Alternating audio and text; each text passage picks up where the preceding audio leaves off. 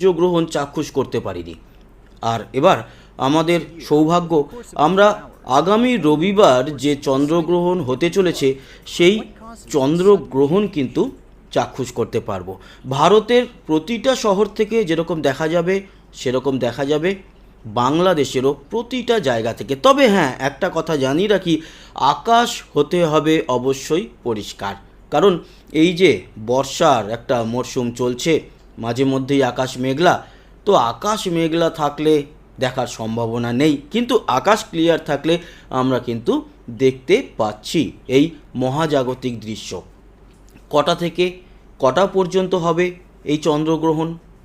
এই চন্দ্রগ্রহণ শুরু হবে রাত্রির 8:25 থেকে ভারতীয় সময়। বাংলাদেশের সময় 30 মিনিট এর সঙ্গে যুক্ত করে নেবেন, 8:55। এবং এটা